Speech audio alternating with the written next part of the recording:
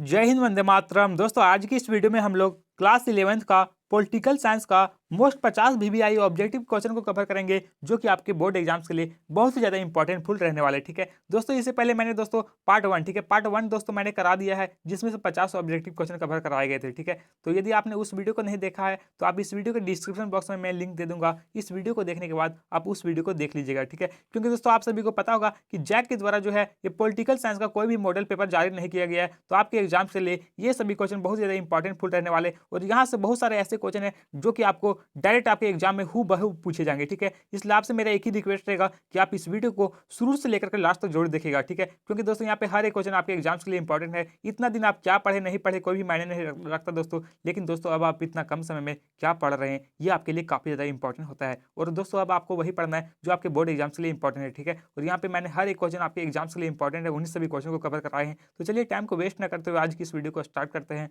और पहला प्रश्न जो कि आपके स्क्रीन पर है दोस्तों, कि किस दल ने संविधान सभा की बैठक का बहिष्कार किया था। दोस्तों इनमें से कौन सा दल है जिन्होंने संविधान सभा की बैठक को बहिष्कार कर दिया था? तो राइट आंसर हो जाएगा ऑप्शन नंबर ये, मुस्लिम लीग। ठीक है, मुस्लिम लीग ने दोस्तों संविधान सभा की बैठक को बहिष्कार किए थे, यानी ऑप्शन नंबर ये राइट आंसर हो जाएगा। अगला क्वेश्चन क्या पूछा गया है कि किसने संविधान सभा में 13 दिसंबर 1946 को उद्देश्य प्रस्ताव पेश की। दोस्तों इसमें से किसके द्वारा 13 दिसंबर 1946 को संविधान में उद्देश्य प्रस्ताव पेश किया गया था? तो राइट आंसर हो जाएगा ऑप्शन नंबर यहाँ पे सी, पंडित जवाहरलाल नेहरू। ठीक है, जो कि भारत के प्रथम प्रधानमंत्री थे। Option number C right answer हो जाएगा। अगला प्रश्न क्या पूछा गया है कि न्यायालय के किस महत्वपूर्ण निर्णय में कहा गया है कि हमारे मौलिक अधिकारों में कोई कटौती नहीं की जा सकती? तो ये कहां पर कहा गया है? तो सही उत्तर हो जाएगा ऑप्शन नंबर सी, केशवानंद। ठीक है, केशवानंद भारती केस में कहा गया है, यानी 1973 में। ठीक है, केशवानंद भारती केस 1973। ठीक है, option number C right answer हो जाएगा। अगला प्रश्न क्या पूछा गया दोस्तों कि भारतीय संविधान में वर्णित इनमें से कौन सा अधिकार मौलिक अधिकार नहीं? दोस्तों आप सभी को पता होगा कि भारतीय संविधान में टोटल 7 मौलिक अधिकार थे। ठीक है, लेकिन दोस्तों उसमें से एक मौलिक अधिकार को हटा दिया गया, और इस प्रकार से भी भारतीय संविधान में टोटल 6 मौलिक अधिकार बचे हैं। ठीक है, तो कौन से मौलिक अधिकार को दोस्तों भारतीय संविधान के मौलिक अधिकार से हटा दिया गया? तो संपत्ति का अधिकार। ठीक है, संपत्ति का अधिकार दोस्तों इसे मौलिक अधिकार की श्रेणी से हटाकर दोस्तों इसे 44वां संविधान संशोधन 1978, ठीक है, 44वां संविधान संशोधन 1978 में दोस्तों इसे एक कानूनी अधिकार बना दिया गया, और इसे आर्टिकल 300 का, ठीक है, 300 का में जोड़ दिया गया। ठीक है, ये भी आपको याद रखना है। यदि आपसे क्वेश्चन में पूछा जाए कि संपत्ति के अधिकार को कब हटाया गया था, तो 1978 में कौन सा संविधान संशोधन के तहत? तो 44वां संविधान संशोधन। ठीक है, और अभी टोटल कितने मौलिक अधिकार हैं दोस्तों? तो टोटल 6 मौलिक अधिकार हैं। कौन कौन से? तो समानता का अधिकार, स्वतंत्रता के अधिकार, शोषण के विरुद्ध अधिकार, धार्मिक स्वतंत्रता का अधिकार, शिक्षा और संस्कृति का अधिकार, और धार्मिक उपचारों का अधिकार। ठीक है, ये टोटल 6 मौलिक अधिकार हैं। अगला प्रश्न है कि भारतीय संविधान के किस भाग में चुनाव आयोग की व्याख्या की गई है? दोस्तों भारतीय संविधान के किस भाग में चुनाव आयोग की व्यवस्था की गई है? तो राइट आंसर क्या हो जाएगा? ऑप्शन नंबर यहाँ पे ये, आर्टिकल 15 में। ठीक है, ऑप्शन नंबर ये राइट आंसर हो जाएगा। अगला प्रश्न क्या पूछा गया है कि मतदाताओं के लिए तस्वीर सहित पहचान पत्र को किस वर्ष से अनिवार्य कर दिया गया? दोस्तों ये जो पहले क्या होता दोस्तों, मतदाता के लिए जितने भी ये जो पत्र बनाए जाते थे जैसे पहचान पत्र, आधार कार्ड, ये सब बनाए जाते थे, तो इसमें दोस्तों किसी भी व्यक्ति का फोटो नहीं होता था। ठीक है, लेकिन दोस्तों 1993 ईस्वी से इसे निर्धारित कर दिया गया कि हर एक व्यक्ति का फोटो उसमें होगा। ठीक है, यानी ऑप्शन नंबर ये यहाँ पे राइट आंसर हो जाएगा। अगला प्रश्न है कि किसने राजनीतिक क्षेत्र में महिला प्रतिनिधित्व को उचित माना? दोस्तों किसके कौन जो है दोस्तों जो कि राजनीतिक क्षेत्र में महिला प्रतिनिधित्व को उच्च माना? तो राइट आंसर हो जाएगा ऑप्शन नंबर यहाँ पे 7 का ऑप्शन नंबर डी, JS मिल। ठीक है, JS मिल राइट आंसर हो जाएगा। अगला प्रश्न क्या है कि राज्य के शासन में केंद्र का प्रतिनिधित्व किसे कहा गया है? दोस्तों राज्य के शासन में केंद्र का प्रतिनिधि किसे कहा गया है? तो सही उत्तर हो जाएगा ऑप्शन नंबर यहाँ पे बी, राज्यपाल को। ठीक है, option number B right answer हो जाएगा। अगला क्वेश्चन क्या है कि कितने एंग्लो इंडियन सदस्यों को राष्ट्रपति लोकसभा में उचित प्रतिनिधित्व देने के लिए मनोनीत करते हैं? तो 2 लोगों को। ठीक है, option number B right answer होगा 2। नेक्स्ट क्वेश्चन क्या पूछा गया दोस्तों कि लोकसभा में बहुमत वाले दल का नेता कौन होता है? दोस्तों तो ये लोकसभा में बहुमत वाले दल का नेता कौन होता है? तो सही उत्तर हो जाएगा ऑप्शन नंबर यहाँ पे सी प्रधानमंत्री, ठीक है, ऑप्शन सी राइट आंसर हो जाएगा। दोस्तों यहाँ पे जितने भी क्वेश्चन बताए जा रहे हैं ये सभी क्वेश्चन आपके बोर्ड एग्जाम के लिए बहुत ही ज़्यादा इंपॉर्टेंट है, इसलिए दोस्तों आपको रिवीजन के उद्देश्य से हर एक क्वेश्चन को पढ़ लेना है और आपको बताना कि 50 क्वेश्चन में से कितने ऐसे क्वेश्चन है जिसका आंसर आप सही से कर पाए, ठीक है। इसका स्कोर जो है कमेंट बॉक्स में कमेंट करके लिखना है।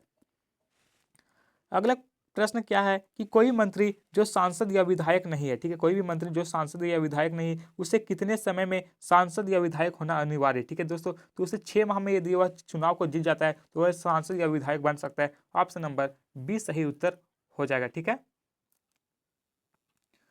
अगला प्रश्न है कि राज्यसभा को धन विधेयक पास करने के लिए कितना समय दिया जाता है। तो दोस्तों ये जो राज्यसभा के धन विधेयक पास करने के लिए इन्हें कितना दिन का समय दिया जाता है, तो 14 दिन का। Option number B right answer हो जाएगा 14 डेज, ठीक है। नेक्स्ट क्वेश्चन है कि किसी राज्य के विधानसभा में अधिकतम कितने सदस्य हो सकते हैं। दोस्तों किसी राज्य में विधानसभा के अधिकतम सदस्यों की बात करें तो 500 हो सकते हैं। ऑप्शन नंबर यहाँ पे डी सही उत्तर हो जाएगा, ठीक है।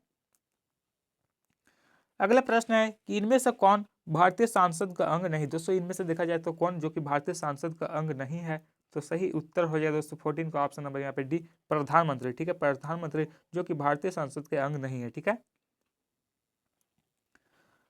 अगला क्वेश्चन है कि किसी विधायक दल के कितने सदस्य एक साथ अपनी पार्टी छोड़कर किसी अन्य पार्टी में शामिल होते हैं तो उन्हें दल बदल नहीं माना जाएगा। तो 2/3, ठीक है। राइट आंसर क्या हो जाएगा दोस्तों ऑप्शन नंबर यहाँ पे ऑप्शन नंबर ये 2/3, ठीक है।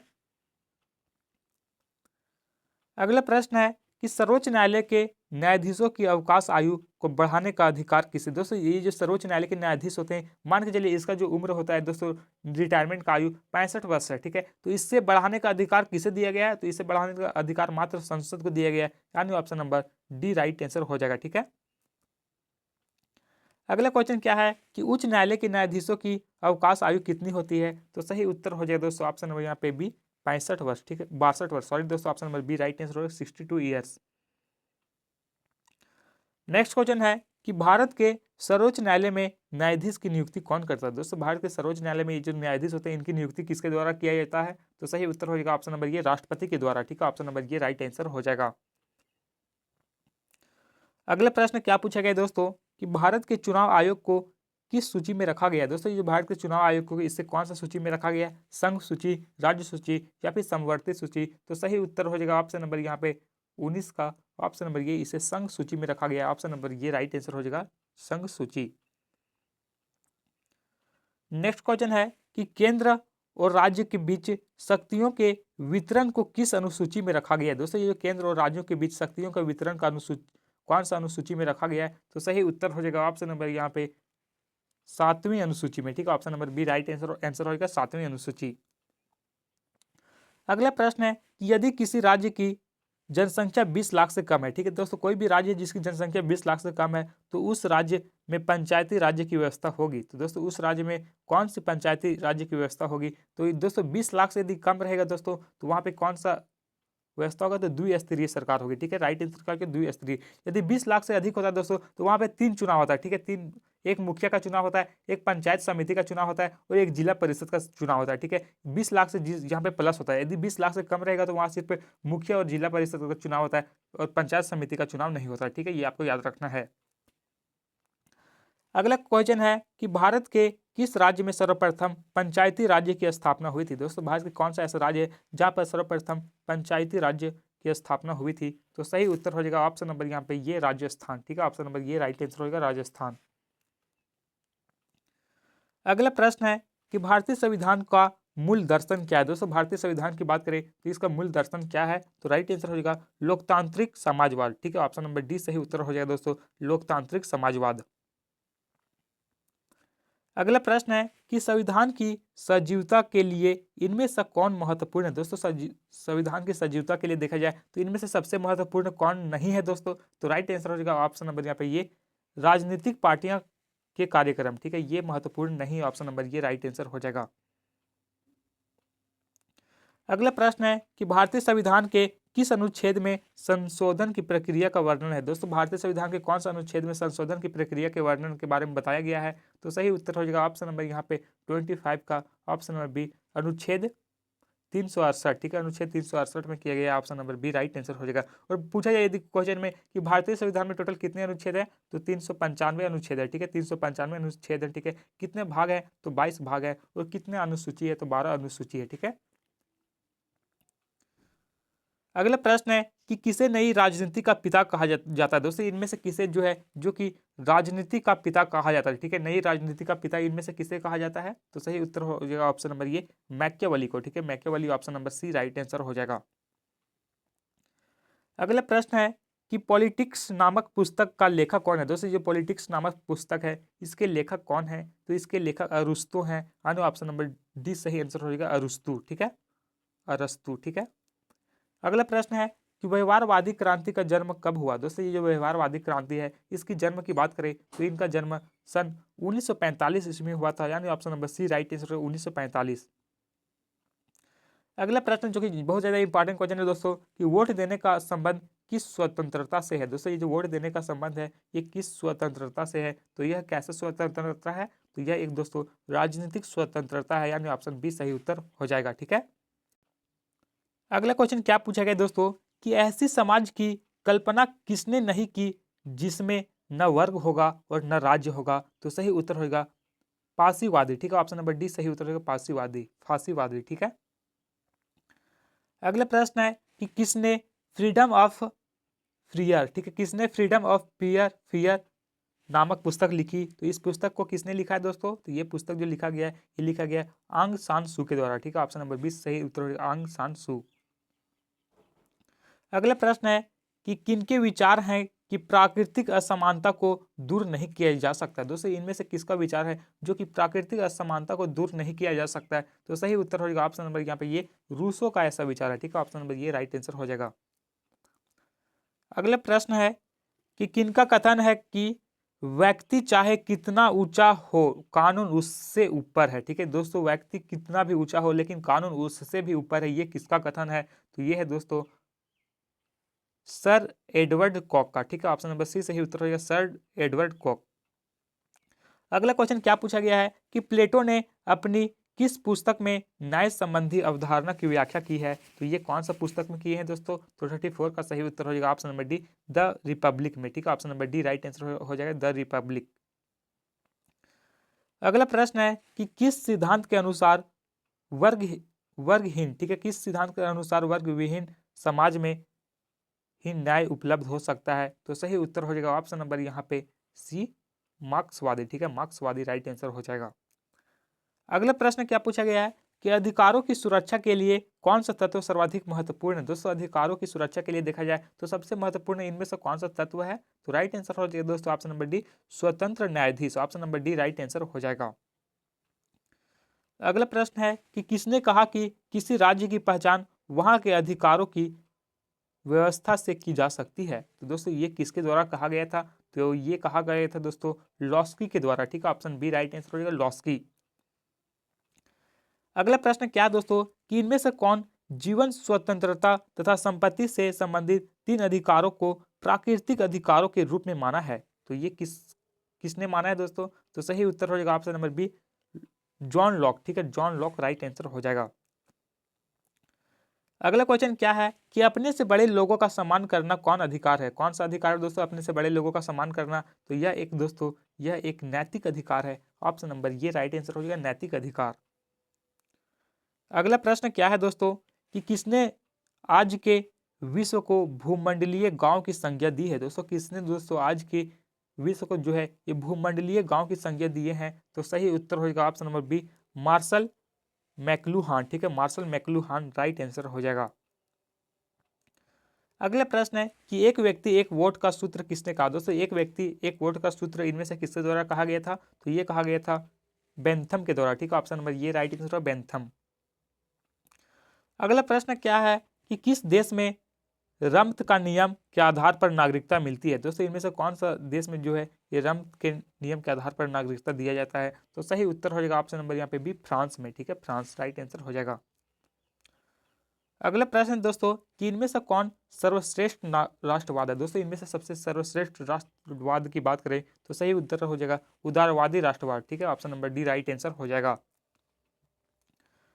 अगला प्रश्न क्या है दोस्तों कि किसने कहा कि राष्ट्रवाद एक पूंजीवाद अवधारणा है। दोस्तों इनमें से किसके द्वारा कहा गया था कि राष्ट्रवाद जो है जो कि एक पूंजीवादी अवधारणा है, तो ये कहा गया था कार्ल मार्क्स द्वारा। ठीक है, कार्ल मार्क्स के द्वारा कहा गया था, यानी ऑप्शन डी राइट आंसर होगा, कार्ल मार्क्स।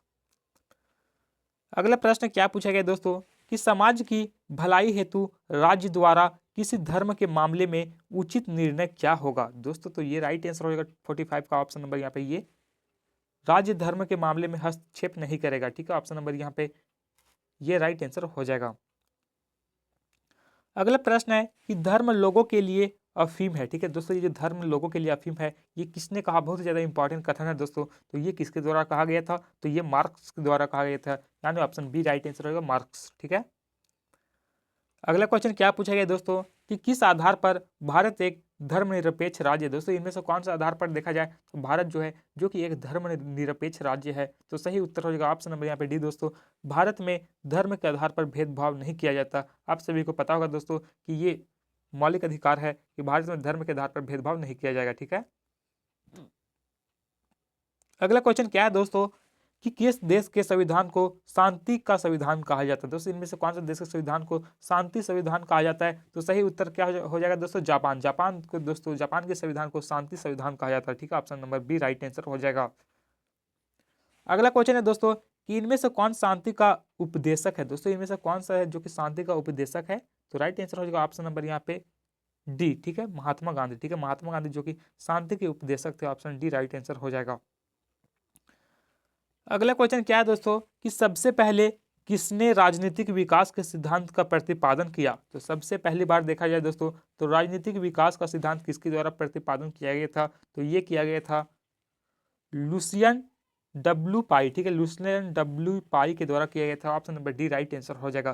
तो दोस्तों इस प्रकार से हम लोगों ने टॉप जितने भी इंपॉर्टेंट क्वेश्चन थे सभी क्वेश्चन को कवर कर लिए। ठीक है, इससे दोस्तों इससे पहले मैंने पार्ट 1 करा दिया है, यदि आपने नहीं देखे तो इस वीडियो को डिस्क्रिप्शन बॉक्स में लिंक दिया हुआ है। ठीक है, आप उस वीडियो को देख ले, क्योंकि दोस्तों आपके एग्जाम में बहुत ही ज़्यादा टाइम कम है और आप उन सभी क्वेश्चन को एक बार पढ़ लेते हैं तो बहुत सारे ऐसे क्वेश्चन हैं जो कि आपके एग्जाम्स के लिए हेल्पफुल होंगे। ठीक है, आपके एग्जाम में पूछे जाएंगे, तो मेरा आपसे यही रिक्वेस्ट रहेगा कि आप दोनों वीडियो को जाकर देख ले। ठीक है, और इस तरह और भी आप पॉलिटिकल साइंस के इंपॉर्टेंट क्वेश्चन जानना चाहते दोस्तों, तो आप इस चैनल को सब्सक्राइब कर ले, क्योंकि दोस्तों इस चैनल के माध्यम से उन सभी क्वेश्चन को कवर कराएंगे जो आपके बोर्ड के एग्जाम्स के लिए इंपॉर्टेंट होगा। ठीक है, तो जिन लोगों ने चैनल को सब्सक्राइब कर लिया उन लोगों को बहुत बहुत धन्यवाद, और जिन लोगों ने चैनल को सब्सक्राइब नहीं किया प्लीज चैनल को सब्सक्राइब कर ले। और आप 50 क्वेश्चन में से कितने क्वेश्चन थे जिसका आंसर आप सही से कर पाए उसका आंसर कमेंट बॉक्स में कमेंट करके जरूर लिखें। ठीक है, फिर से मिलेंगे हम लोग नेक्स्ट वीडियो में, तब तक के लिए जय हिंद जय भारत।